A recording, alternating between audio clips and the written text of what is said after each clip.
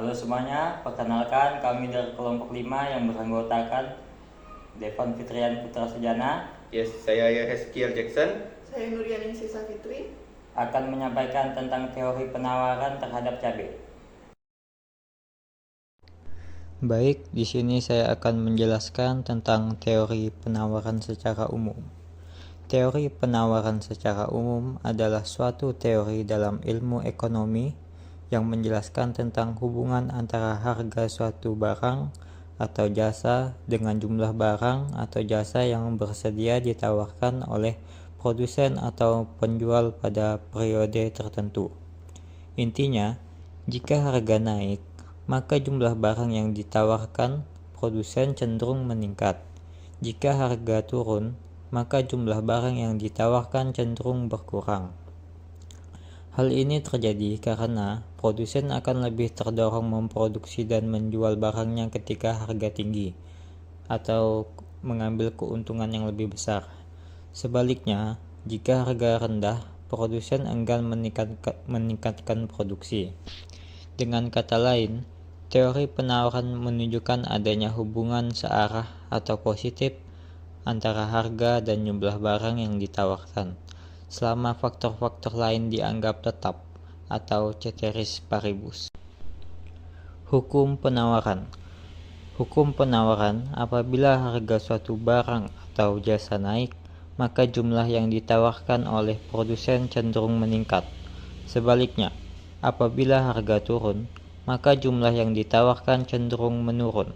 Dengan asun faktor-faktor lain dianggap tetap, ceteris atau ceteris paribus. Ciri penting hukum penawaran. Pertama, hukum positif atau searah antara harga dan jumlah barang yang ditawarkan. Kedua, produsen terdorong menawarkan lebih banyak barang ketika harga tinggi karena peluang keuntungan lebih besar. Ketiga, jika harga rendah, produsen enggan meningkatkan produksi karena keuntungan berkurang. Karena harga cabai di pasar naik dari 30.000 per kilo menjadi 50.000 per kilo, petani akan berusaha menanam dan menjual lebih banyak cabai. Sebaliknya, jika harga turun, petani mungkin menahan penjualan. Faktor-faktor yang mempengaruhi penawaran. Harga barang itu sendiri. Pertama, jika harga naik, produsen terdorong menambahkan jumlah barang yang ditawarkan. Jika harga turun, produsen cenderung mengurangi penawaran. Biaya produksi. Pertama, jika biaya produksi, misalnya harga bahan baku, upah tenaga kerja, atau energi naik, penawaran akan berkurang. Kedua, jika biaya produksi turun, penawaran cenderung meningkat. Teknologi produksi. Kemajuan teknologi membuat produksi lebih efisien, biaya lebih rendah, dan jumlah barang yang bisa ditawarkan meningkat. Jumlah produsen atau pesaing di pasar. Semakin banyak produsen yang memproduksi barang yang sama, maka jumlah penawaran di pasar bertambah. Tujuan produsen. Produsen yang bertoleransi pada keuntungan besar akan lebih agresif dalam menawarkan produknya. Harapan ekspektasi produsen. Jika produsen memperkirakan harga barang akan naik di masa depan, mereka mungkin menahan penawaran sekarang. Kedua, jika diperkirakan harga turun, produsen akan mempercepat penawaran. Faktor-faktor yang mempengaruhi penawaran, khususnya pada cabai. Pertama, harga cabai. Jika harga cabai naik, produsen akan menambah jumlah cabai yang ditawarkan. Kedua, biaya produksi. Jika biaya produksi naik, jumlah barang yang ditawarkan akan berkurang.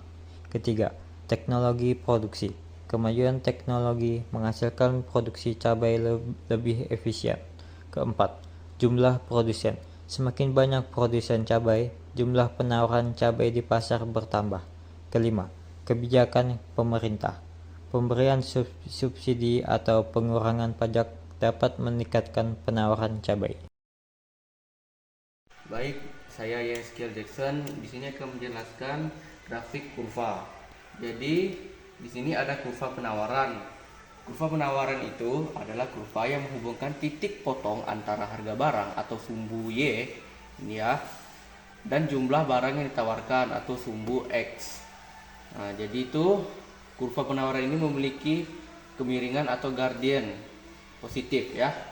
Nah, jadi di sini saya akan menjelaskan di grafik yang pertama. Jika kuantitasnya atau penawarannya adalah 5,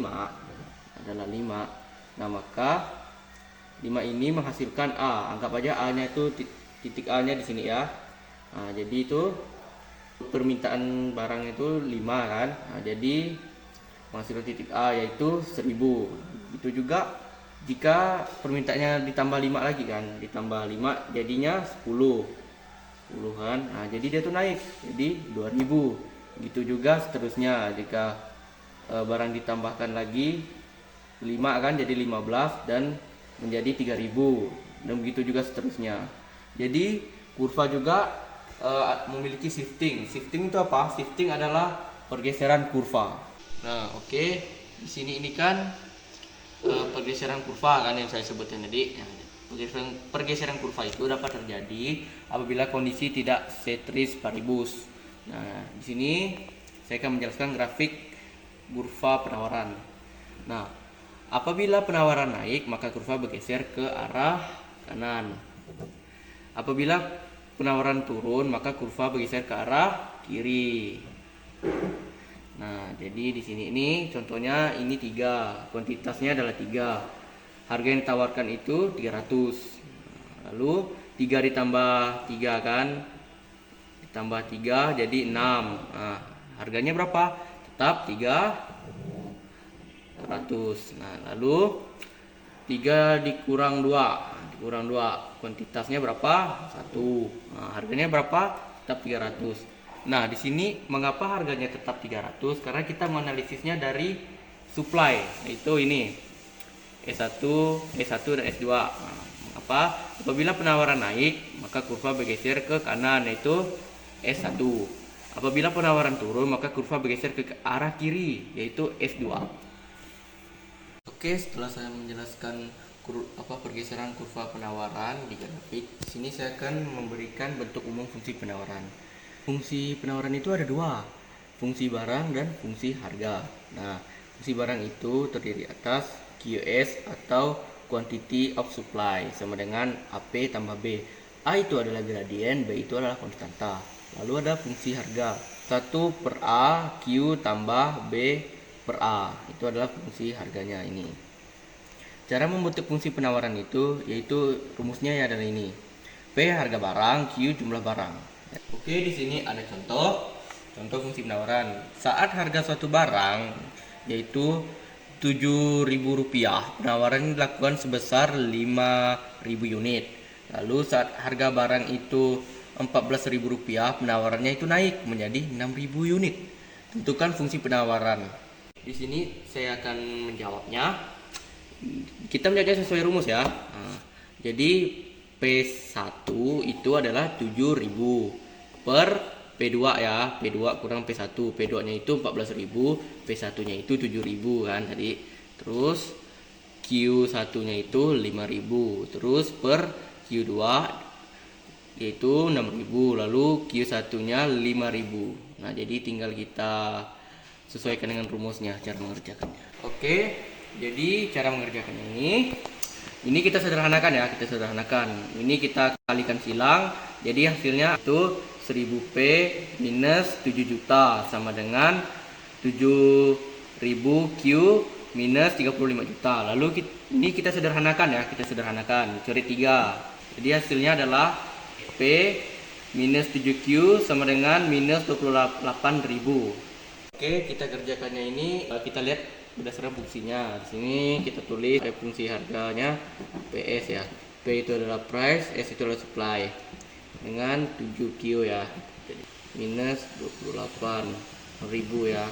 QS dengan min 28.000 per min 7. Sini min P. QS sama dengan, nah di sini nih 28.000 kita bagi ya dengan 7. Nah, karena ini kurang, ini minus ya, jadi positif. Nah, Jadi sini 4.000. 4.000. Lalu kita kasih minus nih, minus P. Nah, ini adalah hasilnya.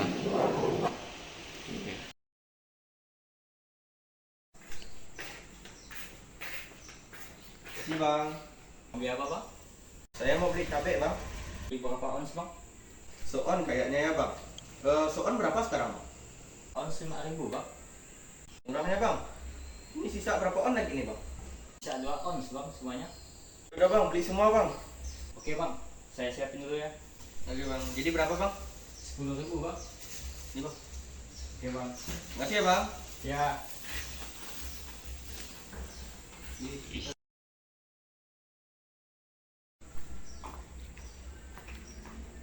Ini sih bang mau belanja. Silahkan kak, mau beli apa?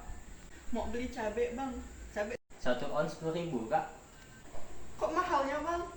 Maklum kak, musim hujan, jadi mahal lah harga cabai kak. Udah lah bang, kalau gitu saya belinya 1 as aja lah.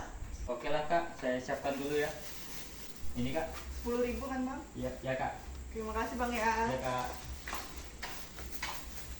Baik, kesimpulan dapat kami ambil adalah teori penawaran menjelaskan bahwa adanya hubungan positif antara harga dan jumlah barang yang ditawarkan, yaitu ketika harga naik, penawaran cenderung meningkat, dan ketika harga turun, penawaran cenderung menurun. Dengan asumsi faktor lain tetap, selain harga, penawaran juga dipengaruhi oleh biaya produksi, teknologi, jumlah produsen, kebijakan pemerintah, ekspektasi harga di masa depan, serta harga barang lain yang berkaitan. Contohnya itu, jika harga cabai naik, petani akan menambah jumlah cabai yang ditawarkan, tetapi jika harga turun, mereka akan mengurangi jumlah cabai yang ditawarkan. Baik, sekian presentasi dari kami, yaitu video tentang pembahasan teori penawaran tentang cabai. Jika ada kesalahan dan sebagainya, kami mohon maaf. Kami ucapkan terima kasih.